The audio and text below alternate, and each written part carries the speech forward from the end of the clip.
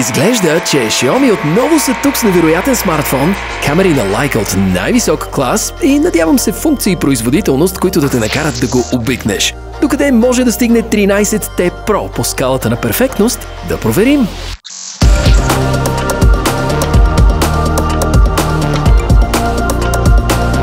Хей, здравейте, фенове на джаджите! Казвам се Михаил и се радвам, че сте ми дошли на гости. Още повече се радвам, че най-накрая седнах да запиша това видео за вас. Днес обсъждаме Xiaomi 13T Pro. Това тук е Xiaomi 13T Pro. Това тук също е Xiaomi 13T Pro. Да, два различни цвята, което също ще обсъдим. И така, ако ти вече имаш впечатление от този телефон, може да ми кажеш какво мислиш в коментарите по-долу. А пък към края на видеото ще ти кажа как може да спечелиш награда от тук, от Джаджи. И така потапяме се във всичко, което е важно за този телефон. Ще споделя много от личните си впечатления от него. Няма да спестявам хвалебствия и критики, така че ти да можеш да направиш правилния избор дали това е правилният смартфон за теб. Като за начало, продължаваме да сме сред щастливците, които могат да си купят глобалната версия на апарата. Казвам щастливци, тъй като 13T Pro няма да се появи на някои от големите пазари, включително Северна Америка. За това пък лесно побеждава почти всички тазгодишни флагмани от към цена. Смятам, че марката е достатъчно добре разпознаваема в България, а конкретно те сериите, които по традиция се появяват във втората половина на годината, представляват най-доброто съотношение от към цена-качество. И надявам се, че същата тенденция се запазва при 13T Pro. Така че разопаковаме. Xiaomi продължават да използват този стил на своите кутии, което предполагам може да е облегчение, защото дебелината предполага, че те все още предоставят зарядно устройство вътре в комплекта. Първата по-тънка кутийка е с кълъв и с малко документи. Следва телефонът, сякаш синият цвят е тенденция напоследък. Не е любимият ми нюанс на синьо, но пък изглежда свеж и текстурата на кожата не е хлъзгава. Може да си харесате и черният вариант, но при него, ако го носите без кейс, ще остават доста отпечатъци. Тук обикновено е мястото, където критикувам Xiaomi за използването на скучни кълъфи и наличието на обикновен прозрачен кейс влиза в тази категория, но пък защитната издатина, която предпазва лещите на камерата, е добро решение. За телефона, не за джобовете на дънките ви, например. Хубав дизайн отстрани, не чак толкова заоблени ръбове, приятно изглеждащи отвори за портовете за звук и явно е, че липсват 3,5 мм аудиожак. Бутоните за включване на екрана и настройка на звука са от една и съща страна, което поне според мен е най-добрата конфигурация за игри и гледане на видеа. Нека накратко ви споделя за техническите характеристики. Dimensity 9200 Plus системна платка с доста мощен процесор, до 16 ГБ RAM, до 1 ТБ памет, голям дисплей с честота на опресняване 144 Hz и пикова яркост до 2600 нита, има 120 Вт зареждане за 5000 мАч батерия, поддръжка на Wi-Fi генерация 7, Bluetooth поколение 5.4 и повечето от най-новите стандарти за свързаност. Xiaomi го пускат на пазара с MIUI 14, базиран на Android 13. До тук характеристиките ме карат да нарека това нещо флагман, т.е. смартфон от най-висок клас. Например, дисплеят е изключително ярък и като спецификации е много сходен с този, който се използва при Xiaomi 13 Pro и 13 Ultra, т.е. имаме един от най-добрите панели на пазара. Обаче, тъй като при тези технологии има сериозни подобрения през последните месеци, очакваме още по-ярки дисплеи при много апарати през 2024. И дисплеят не е най-интересното тук, защото противно на традицията до сега, 13T Pro не е оборудван с процесор на Qualcomm, така наречената Snapdragon серия. Вместо това, Xiaomi решават да отидат към алтернативното решение и избират най-мощният процесор от Mediatek, който е Dimensity 9200 Plus.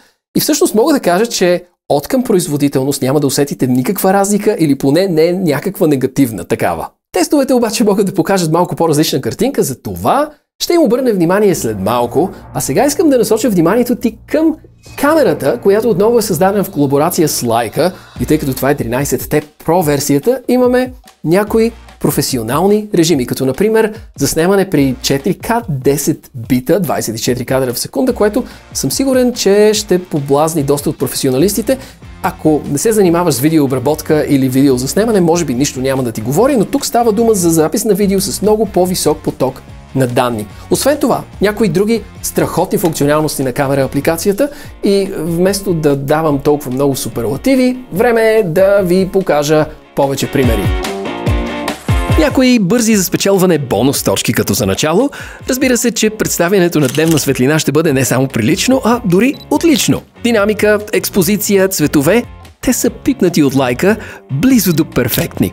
Колкото по-тъмно става, толкова по-предизвикателно е за алгоритмите и за Dimensity 9200 плюс и неговият AI да наваксат. Но нощната фотография е доста прилична. Истината е, че разликите с най-добрите смартфони от 2023 са по-скоро незначителни. Но също така е вярно, че степента на изкуствен интелект на Snapdragon прави повече оптимизации за снимки при слаба осветеност и по-малко грешки като тази. Имаше няколко случаи, в които портретният режим беше леко разочароващ заради начина, по който е представено изкуственото боке или размазването.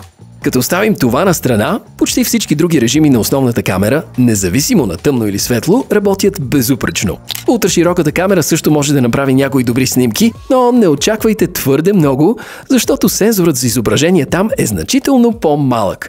Мога да кажа добри думи за така нареченото телефото, представлява двукратно увеличение, така че дори не е близо до увеличението на 13 Pro или Ultra, но с малко цифрова помощ може да даде добри резултати. Въпреки това, камерата няма оптична стабилизация, което е минус.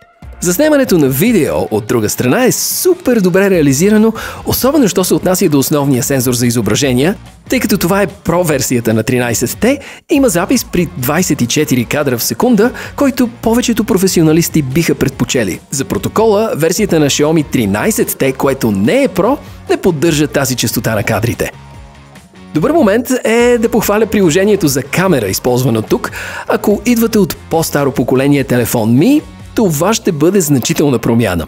Въпреки че старата MIUI камера също беше добра, новата версия стига доста по-далеч.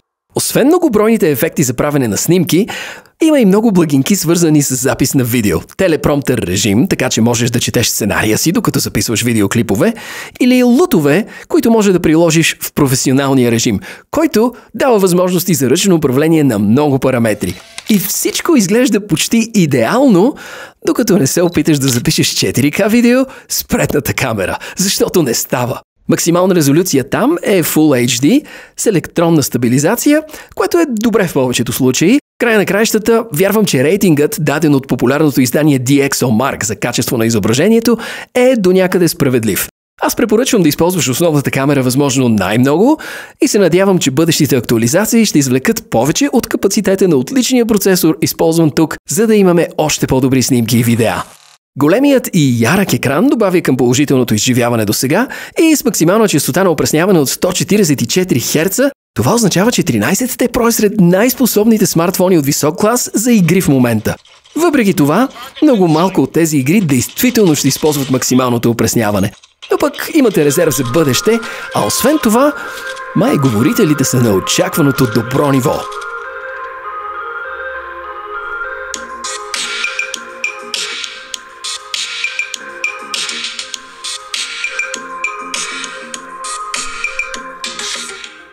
Изглежда, че дори без маркетинга на Харман Кардън, Xiaomi могат да настроят високоговорителите си наистина добре. Животът на батерията също е от силните качества, въпреки че MIUI като дистрибуция не е толкова добра за консумация в режим на готовност, може да ви изкара през целия ден, дори и повече. Редовната употреба обещава до около 8 часа екранно време и около и над 30 часа комбинирана употреба за цикъл на 5000 мАч батерия отвътре. Често казано, това е почти наравно с постижението, което батерията от 3900 мАч в S23 на Samsung ми дава, при това с една допълнителна SIM-карта, така че в крайна сметка не е толкова впечатляващо. Няма да може да презареждате телефона безжично, но с оригиналното зарядно стигате от 0 до 100% само за около 20 минути. След като прекарах месеци да използвам Galaxy S23, мога да ви кажа, че подобна функция прави голяма разлика. Намираме и някои подобрения от страна на свързаността. В наши дни все още няма много смартфони с поддръжка на Wi-Fi 7. Този тук има. 12T Pro миналата година беше първият телефон на Xiaomi с eSIM.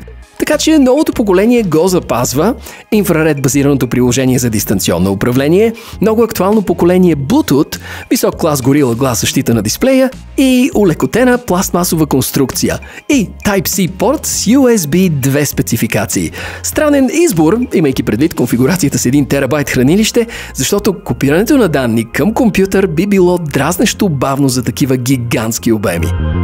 Ако искаш да чуеш мнението ми за софтуера, то е основно позитивно. Не защото не съм открил бъгове и не защото съм някакъв фен на MIUI, а защото Xiaomi най-накрая обещават дълга софтуерна поддръжка. Може би тук са притиснати от Samsung, които вече отиват до към 5 години, или Google, които пуснаха своите Pixel апарати с близо 7 годишна софтуерна поддръжка, което е направо лудо. Тук става дума за 4 апдейта до новите версии на Android, плюс 5 години пачове за сигурност, което е всъщност страхотно и казва, че този телефон ще бъде в срок на годност поне до 2028 година. И така като се замисля, за да може да се наслаждаваме на телефоните си достатъчно дълго време, единственото, което остава да бъде поправено по тях, е да се върнем към концепцията за сменяеми батерии. Тук май вече искам твърде много и нека сега да се върнем към софтуерната част. Това е Android 13 с характерния MIUI 14 интерфейс на Xiaomi, бързичък, шарен, богат на функции, особено на такива, които традиционно потребителите на Xiaomi обичат. Но няколко малки промени, които могат да окажат голямо влияние. Като за начало, все още има някои малки бъгове, което не трябва да се случва с смартфони от висок клас. Например, функцията за търсене на настройки не индексира всички опции и трябваше ръчно да намеря мястото, където се активира стартирането на камерата с двойно натискане на Power бутона. Премахнати са някои стари и златни менюта, като класическия контролен център, вече 2 години откакто Xiaomi представиха новия контролен център, нещо като копия на този на iPhone, не мога да свикна с него и винаги избирам да се върна към класическия вариант. Сега съм принуден да го използвам и не съм чак толкова доволен. От друга страна пък, има някои доста уникални функции за клониране на приложения, което позволява да използваш 2 инстанции на Messenger, WhatsApp или всяко друго приложение по твой избор, странична лента за бърз достъп, подобрения в така наречения режим на игра и множество персонализации, които не би намерил при други Android интерфейси. И няма реклами. В моя случай не видях нито една от досадните реклами, от които се оплакват потребители на Redmi и Poco и се надявам да остане така за винаги. Ако искаш да чуеш за недостатъците, които открих докато използвам 13T Pro, няма безжично зареждане, малко се притеснявам за здравината на рамката, използваният стандарт USB 2, който е леко бавен и по-скоро базовата селфи камера. Така че това не е точно флагман в класическия смисъл на думата, но пък имате телефон от висок клас, с безупречна производителност, отлична камера, това супер бързо зареждане на батерията от 0 до 100% за около 20 минути и много готин гейминг експириенс и то за цена, която според мен представлява най-доброто съотношение цена-качество за телефон от висок клас от 2023 година. Със сигурност доста надгражда на 12T Pro серията. Не съм сигурен, че кой знае колко по-добър от Xiaomi 13, 13 Pro или 13 Ultra, но както ви казах, със сигурност относно цена-качество това е много трудно да бъде победено. Това беше всичко за този епизод. Ако искаш да си спечелиш награда от Джаджи, може да погледнеш повече информация в описанието на видеото. Ако пък искаш да ми кажеш какво мислиш за 13T Pro сериите, може да си поговорим в коментарите по-долу, където може и да обсъдим как видеята тук отново да станат малко по-редовни. Това беше всичко за днес. Аз съм Мишо, много ще се радвам да се абонирате за канала, така че да видите известие следващия път, когато пусна видео за вас и ви пожелавам един прекрасен ден. Чао!